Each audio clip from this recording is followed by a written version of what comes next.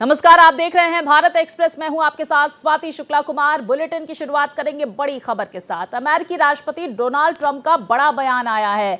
भारत पाकिस्तान युद्ध को लेकर बोले अमेरिकी राष्ट्रपति डोनाल्ड ट्रंप, हमने रुकवाई भारत पाक की जंग, तो जंग नहीं रोकते तो न्यूक्लियर वॉर हो जाता, युद्ध नहीं रुकवाता तो पाकिस्तान के प्रधानमंत्री मारे जाते। 2026 के स्टेट ऑफ द यूनियन में बोले डोनाल्ड ट्रंप। तो देखिए, अमेरिकी राष्ट्रपति डोनाल्ड ट्रंप की तरफ से ऑपरेशन सिंदूर के दौरान जो पाकिस्तान की स्थिति थी उसको लेकर ये बड़ी बातें कही गई है। उन्होंने कहा कि अगर मैं हस्तक्षेप नहीं करता तो 3.5 करोड़ लोग पाकिस्तान के मारे जाते, जिसमें वहां के प्रधानमंत्री शहबाज शरीफ भी शामिल हैं। लेकिन जो अमेरिकी राष्ट्रपति डोनाल्ड ट्रंप जो हस्तक्षेप का जिक्र कर रहे हैं उसका भारत सरकार ने कई मंचों से खंडन भी किया है। तो भारत पाकिस्तान युद्ध को लेकर बोले अमेरिकी राष्ट्रपति डोनाल्ड ट्रंप की हमने रुकवाई भारत पाकिस्तान की जंग, परमाणु युद्ध हो जाता भारत और पाकिस्तान के बीच। ये भी बातें अमेरिकी राष्ट्रपति डोनाल्ड ट्रंप की तरफ से कही गई है। तो एक बार फिर से भारत और पाकिस्तान के युद्ध को लेकर अमेरिकी राष्ट्रपति डोनाल्ड ट्रंप की तरफ से ये बड़ी बातें कही गई है। उन्होंने हस्तक्षेप का जिक्र किया। हालांकि कई मंचों से भारत ने पहले भी हस्तक्षेप का खंडन किया है अमेरिका की तरफ से। तो दूसरी तरफ उन्होंने कहा कि अगर मैं युद्ध नहीं रुकवाता तो परमाणु युद्ध की स्थिति हो जाती। Our country has never been stronger. In my first 10 months, I ended 8 wars, including Cambodia. Isn't it funny? Sick people. Cambodia and Thailand, Pakistan and India would have been a nuclear war. 35 million people said the Prime Minister of Pakistan would have died if it were not for my involvement.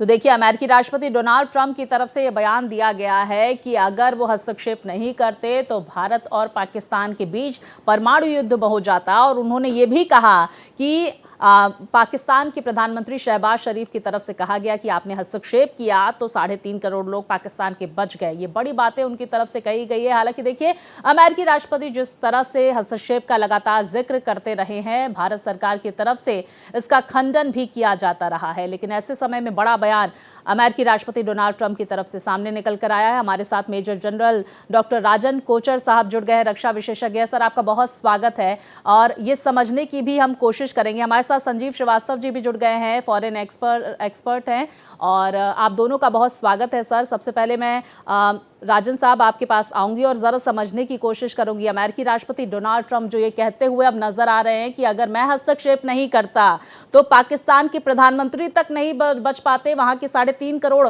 लोग नहीं बच पाते। हालांकि हस्तक्षेप का भारत ने कई मंचों से जिक्र किया है, लेकिन दूसरी बात शायद सही भी है। मुझे हंसी आती है जब भी कोई प्रेसिडेंट ट्रंप ऐसी स्टेटमेंट्स देते हैं, बिकॉज हमने इतनी बार सुना है 7 हवाई जहाज गिर गए, 11 हवाई जहाज गिर गए, मैंने अपना सीज फायर रहा है। वो अपनी फॉरेन पॉलिसी, एक वर्ड है इसको मी एंड आई, वो जो है अब उसके ऊपर एक्चुअली बेस कर हम रुक कर लेते हैं संजीव सर का। संजीव सर, ये समझने की कोशिश करेंगे कि ऐसे वक्त में वर्ल्ड ऑर्डर में बदलाव भी देखा जा रहा है और अमेरिकी राष्ट्रपति टैरिफ को लेकर जहां बयानबाजी दे रहे हैं, तो दूसरी तरफ अगर वो अपने स्टेट ऑफ द यूनियन भाषण में इस बात का जिक्र कर रहे हैं, इसके मायने क्या निकल कर आते हैं और इस बात में कितनी सच्चाई? देखिए, अमेरिका के राष्ट्रपति डोनाल्ड ट्रंप ने जो state of the union address में एक बार फिर से वही राग अलापा है कि हमने इतनी जंगें रुकवाई, उसमें भारत और पाकिस्तान की भी जंग रुकवाई। और जाहिर है कि वो इस बात को कह रहे हैं कि यदि मैं हस्तक्षेप न करता तो न्यूक्लियर वॉर हो जाता। लेकिन उनका ये जो भारत और पाकिस्तान की जंग को रुकवाने को लेकर के जो दिया गया जो बयान है, वो जाहिर है कि तथ्यों से परे है। भारत और पाकिस्तान के बीच में ये जो जंग रुकी तो उसके पीछे जो कारण बिल्कुल स्पष्ट था कि पाकिस्तान के डीजीएमओ ने भारत के डीजीएमओ से अनुनय विनय की प्रार्थना की कि आप कृपया हमारे ऊपर ये हमले रोक दें, क्योंकि हमको इससे काफी और भी क्षति हो सकती है। पाकिस्तान घुटनों पर आ गया था, क्योंकि जब भारत ने बड़ी कार्रवाइयां करना शुरू किया और पाकिस्तान ने जब एस्केलेशन का रास्ता चुना, तो भारत ने भी एस्केलेटरी लैडर की तरफ जब कदम बढ़ाए तो 4 दिनों के अंदर ही पाकिस्तान को समझ में आ गया कि इस बार की जो जंग है उसमें हमको एक बार और भी बड़ी शिकस्त मिल सकती है। तो ऐसे में डीजीएमओ जो पाकिस्तान के थे, उन्होंने भारत के डीजीएमओ से बात की और ये द्विपक्षीय तरीके से जो बातचीत जो हुई और उसी के माध्यम से ये जंग रुकी थी। और इसमें अमेरिका की कोई मध्यस्थता, जिसको कि भारत ने हमेशा से इस बात को कहा है कि कोई मध्यस्थता का रोल कभी नहीं रहा। और ये जो पूरी जंग थी, इसको अगर सीज फायर अगर हुआ है तो ये भारत और पाकिस्तान के द्विपक्षीय तरीके से बातचीत से हुआ है। और देखिए, भारत ने एक बात बार बार अमेरिका को स्पष्ट की है, पूरे विश्व को स्पष्ट की है कि भारत और पाकिस्तान के बीच में जो भी आउटस्टैंडिंग इश्यूज हैं वो सिर्फ और सिर्फ बायलैटरल तरीके से, द्विपक्षीय तरीके से बातचीत से ही रिजॉल्व किए जा सकते हैं। उसमें तीसरे पक्ष की मध्यस्थता भारत को न बिल्कुल, देखिए हर मंच से संजीव सर इस बात का जिक्र भारत की तरफ से कर दिया गया है कि भाई किसी भी तीसरे पक्ष का हस्तक्षेप बर्दाश्त नहीं होगा। और ये जो जंग है, जिस बात का आपने जिक्र किया, दोनों ही देशों के डीजीएमओ स्तर के अधिकारियों ने बातचीत की, उसके बाद ये जो स्थिति थी वो संभली। राजन साहब, मैं आपके पास आऊंगी सर, और ये जरा समझने की कोशिश करूंगी। अमेरिकी राष्ट्रपति कहीं ना कहीं ये संकेत जरूर देते हुए अपने बयान के जरिए नजर आ रहे हैं कि पाकिस्तान गिड़गिड़ाते हुए उनके पास पहुंचा था। दूसरी तरफ जब पाकिस्तान की तरफ से ये बयान आता है कि अमेरिका ने मुझे टॉयलेट पेपर की तरह यूज किया, क्या इसी का जवाब था ये? देखिए, पाकिस्तान आज यूनाइटेड स्टेट्स की गोद में जाके क्यों बैठ गया, आपको ये समझना पड़ेगा, पहली चीज। और दूसरा, आपको समझना पड़ेगा कि ट्रंप इस प्रकार की स्टेटमेंट्स पाकिस्तान के बारे में क्यों करते हैं, क्योंकि आज पाकिस्तान को अमेरिका की बहुत जरूरत है। आप देखिए, पाकिस्तान का जो बजट है वो 30% डेट फाइनेंसिंग पे चलता है।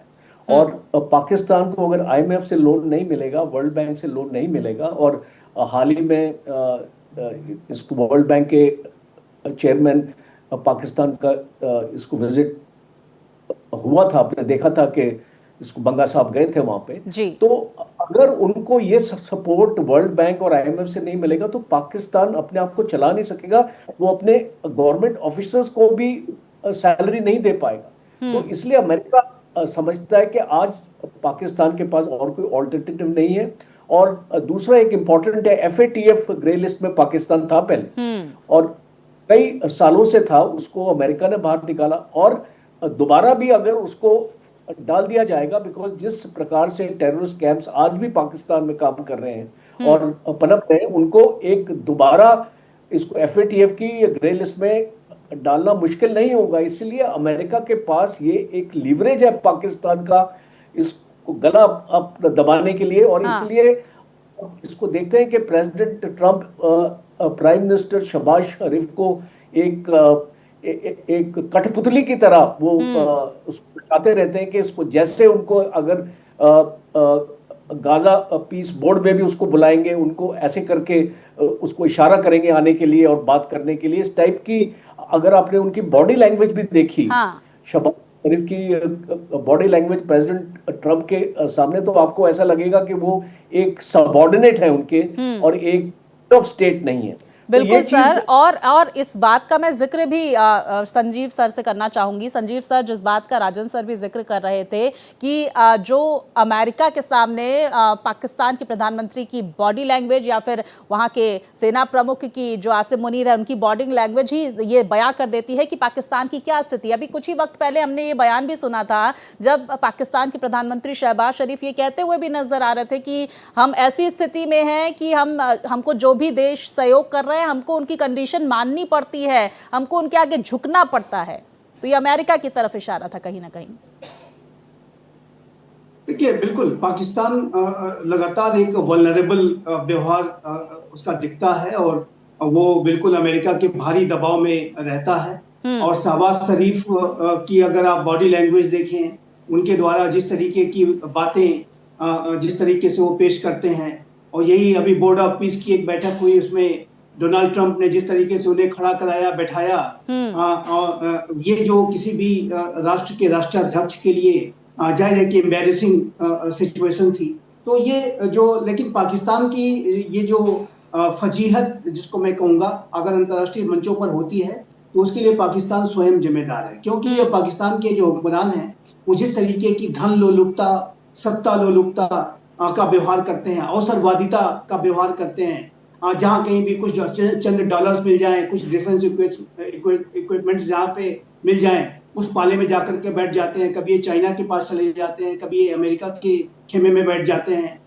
तो ये जो पाकिस्तान की जो विदेश नीति का कोई आधार नहीं है, ये सिर्फ धन लोलुपता, सत्ता लोलुपता, अवसरवादिता पे आधारित इस राष्ट्र की विदेश नीति है। और जाहिर है किसी वजह से पाकिस्तान को कोई सम्मान नहीं देता है। और पाकिस्तान की टेरिटरी का जो एक्सप्लॉयटेशन महाशक्तियां लगातार करती हैं। पाकिस्तान जाहिर है कि वो इस तरीके का उसका जो अगर आज स्थिति है, तो उसके लिए वहाँ की जो हुक्मरान है वो सिर्फ जिम्मेदार है। लेकिन उसमें एक बात मैं स्पष्ट रूप से कहना चाहता हूँ कि ये जो पाकिस्तान के हुक्मरान हैं, इसमें कि वहाँ की जो रियल रूलर है पाकिस्तान की सेना और वहाँ की खुफिया एजेंसी, ये अपने हितों को जहां से भी वो साध सकता है, जहां से भी उन्हें पैसा मिल सकता है, उसको वही उनकी टॉप प्रायोरिटी होती है।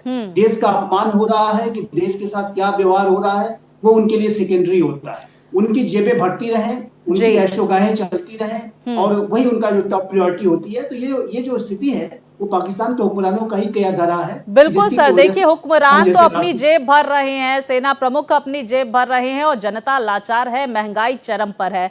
राजन सर मैं आपके पास आऊंगी और ये समझने की कोशिश करूंगी, परमाणु युद्ध का जिक्र भी एक बार फिर से अमेरिकी राष्ट्रपति करते हुए नजर आए, तो क्या उस वक्त की जो स्थिति थी, क्या लगता है कि परमाणु युद्ध हो सकता था? क्योंकि भारत की अगर बात करें, पाकिस्तान का तो चलिए कोई पता ठिकाना नहीं है, भारत सोच समझ कर ही कोई कदम उठाता है।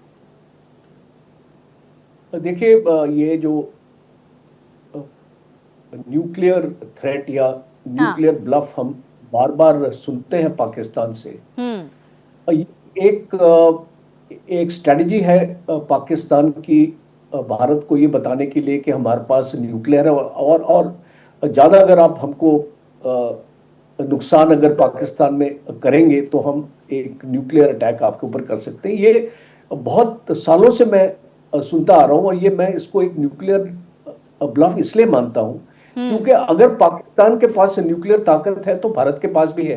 तो कोई भी दो न्यूक्लियर स्टेट एक दूसरे को इस टाइप की धमकी या धमकी देने के बाद उसके ऊपर एक्शन नहीं कर पाएंगे, क्योंकि पाकिस्तान अगर देखिए, दो चीजें आपको समझनी पड़ेगी यहाँ पे। न्यूक्लियर अटैक अगर पाकिस्तान करता है, जो एक फुल स्पेक्ट्रम डेटरेंस करके उसकी एक डॉक्ट्रिन में आपका बना हुआ है, और उसकी कुछ रेड लाइंस है, और वो उसको बोलता है कि अगर ये रेड लाइंस पार हो जाएंगी तो हम एक न्यूक्लियर स्ट्राइक करेंगे। तो अगर उसने एक न्यूक्लियर वेपन लॉन्च भी कर दिया, एक मैं आपको एक सिनेरियो पेंट कर रहा हूं, अगर उसने लॉन्च भी कर दिया, तो भारत के पास जिस टाइप का एयर डिफेंस सिस्टम है, वो उसको नाकाम कर देगा, उसको पहली चीज।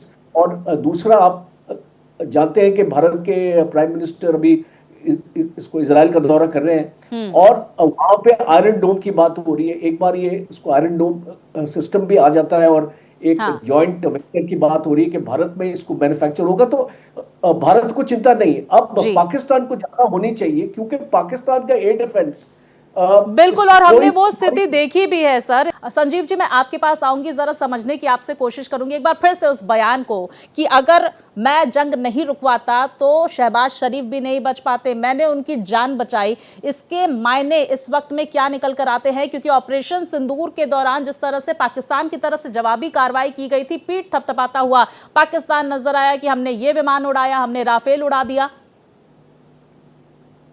बिल्कुल, देखिए, ये जो बयान है, जैसा कि मैंने कहा कि तथ्यों से परे है। ये इस पूरे भारत और पाकिस्तान के बीच के जो संबंधों का जो एक उसकी जो सेंसिटिविटी है, उसको डोनाल्ड ट्रंप नहीं समझ पा रहे हैं, या अपना उनका जो एक व्यक्तित्व होता है कि जिसमें कि वो लगातार अपनी ही बातों पर अड़े रहते हैं, एक जिद्दीपन वाला जो उनका स्वभाव है, इसी की वजह से उन्होंने बार बार इसी तरीके के बयान दोहराए हैं, और लगातार उन्होंने इस तरीके के बयान को दिया है। लेकिन भारत ने समय समय पर इसका बिल्कुल एक खंडन भी किया।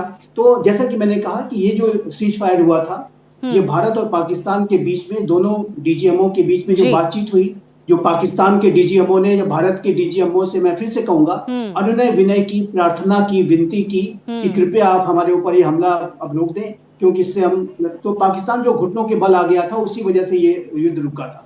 बिल्कुल, उस देखिए समय की जो पाकिस्तान परिस्थिति घुटने थी के बल आ ऑपरेशन गया सिंदूर, था और यही वजह थी युद्ध रुकने की, जिसको लगातार भारत भी कई मंचों से कह चुका है। राजन साहब, एक शॉर्ट स्टेटमेंट आपका मैं लेना चाहूंगी, बहुत कम वक्त है मेरे पास, अपनी प्रतिक्रिया दे, क्योंकि संजीव सर भी जिक्र कर रहे थे कि देखिए उस वक्त की स्थिति साफ थी, फिर अमेरिका ऐसा क्यों कह रहा है। दूसरी तरफ अमेरिका अगर कह रहा है कि मैंने पाकिस्तान के प्रधानमंत्री की जान बचाई, फिर पाकिस्तान की तरफ से कोई प्रतिक्रिया क्यों नहीं आ रही? देखिए, दो चीजें आपके एक्चुअली सवाल के एक्चुअली दो पार्ट से। पहला पार्ट अमेरिका क्यों कह रहा है, देखिए आप जानते हैं कि डोनाल्ड ट्रंप अपने आप को एक एम्बेसडर ऑफ पीस मान के एक्चुअली चल रहे, नोबेल पीस जी। प्राइज के बारे में बात उसको हो रही थी, इसलिए वो एक्चुअली बताना चाहते हैं वर्ल्ड को कि वो लड़ाई के लिए नहीं है। जी। यूक्रेन भी इसको रोकने की एक्चुअली कोशिश अपना कर रहे हैं, और गजा में भी कर रहे हैं, और कंबोडिया और थाईलैंड कॉन्फ्लिक्ट, तो वो एक बेसिकली अपने डोमेस्टिक ऑडियंस को अपील कर रहे हैं, बिकॉज आप जानते हैं प्राइमरीज है नवंबर में और उनके इलेक्शंस है, उसको अपील करने की कोशिश कर रहे हैं कि मैं एक वॉर मोंगरर नहीं हूं, मैं एक चाहता हूं वर्ल्ड में शांति बने रहे। और दूसरा आपका क्वेश्चन ये है कि पाकिस्तान क्यों है, क्योंकि आज पाकिस्तान के पास कोई ऑल्टरनेटिव नहीं है अमेरिका। बिल्कुल सर, देखिए कोई ऑप्शन नहीं है पाकिस्तान के पास। कटोरा लेकर पाकिस्तान इधर से उधर, कभी अमेरिका के पास, कभी चाइना के पास, कभी बाकी संपन्न देशों के पास फिर रहा है, और यही वजह है कि कुछ भी बोल नहीं पा रहा है, चाहे उसको कुछ भी अमेरिका करते हुए बोलते हुए निकल जा रहा है। बहुत शुक्रिया राजन साहब और संजीव सर, आपने बहुत महत्वपूर्ण बातें हमारे दर्शकों तक पहुंचाई है। और इसी के साथ इस खास पेशकश में फिलहाल इतना ही। खबरें लगातार जारी है, देखते रहिए भारत एक्सप्रेस।